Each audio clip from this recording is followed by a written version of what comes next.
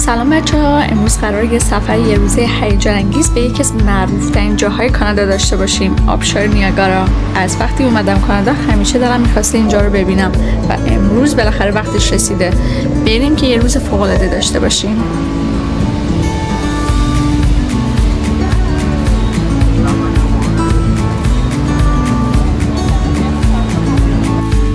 با من همراه باشید در یه سفر جاده زیبا از تورنتو به آبشار نیاگارا.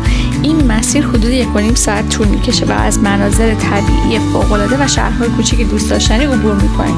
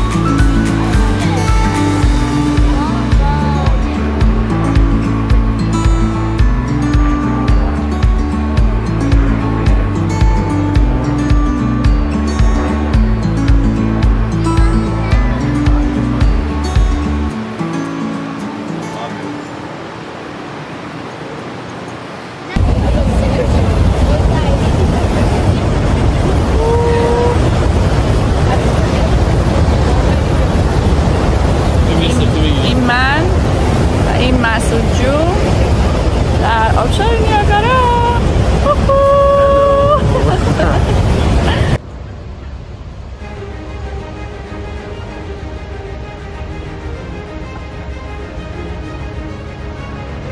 آبشار نیاگارا یکی از مشهورترین جاذبه‌های طبیعی جهانه که در مرز کانادا و آمریکا قرار داره. این آبشار در واقع از 3 بخش تشکیل شده. آبشار نل اسبی که بزرگترین و معروفترین بخشی که تو سمت کانادا قرار داره، آبشار آمریکایی که تو سمت آمریکاست و آبشار توریروس که کوچکترین آبشار هستش. ارتفاع این آبشار حدود 50 متره و حجم آب بیش از 168,000 متر مکعب آب در دقیقه از این آبشار عبور میکنه و توی این منطقه میتونیم سرگرمی‌های مثل قایق سواری، پیاده روی پشت آبشار و تماشای این مناظر از برج رو هم تجربه کنیم. این آبشار نه تنها یه جاذبه گردشگری محبوبه، بلکه منبع بزرگی برای تولید انرژی برق‌آبی نیز محسوب میشه.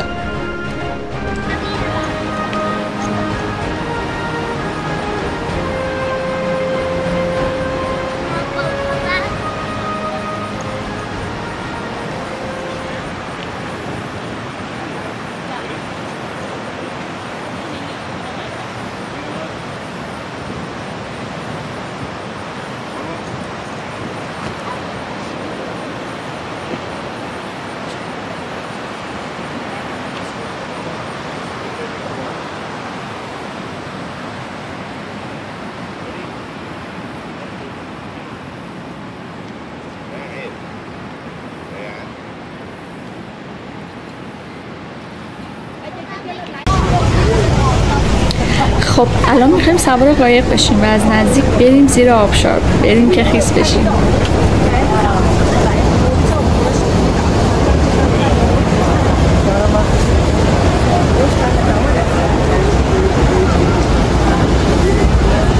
بریم که سوار کشتی بشیم.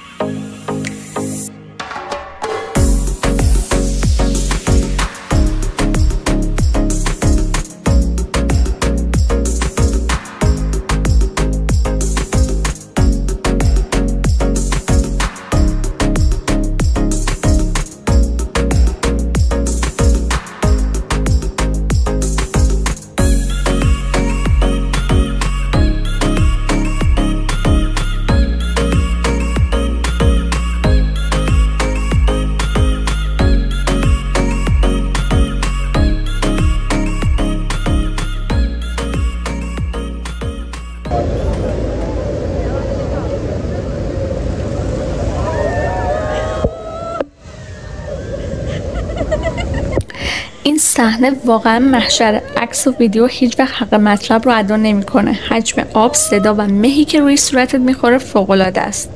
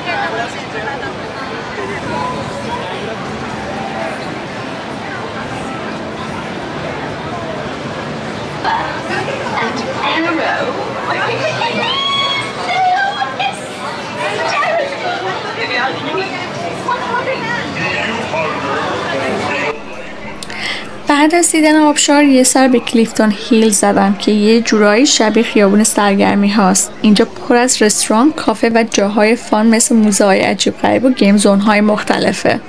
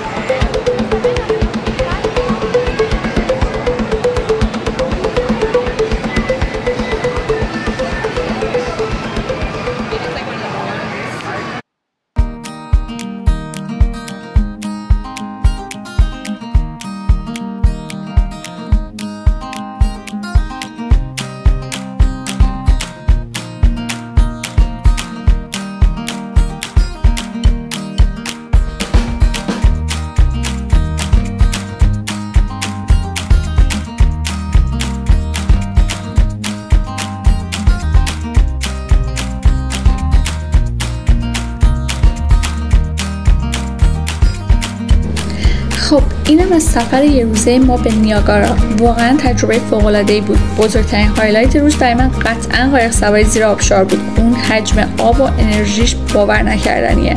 اگه شما هم تا حالا اینجا اومدین برام کامنت بذارین و بگین چی بیشتر از همه براتون جذاب بوده و اگه نیاگارا توی لیست سفرتونه حتما بیاید و تجربهش کنین.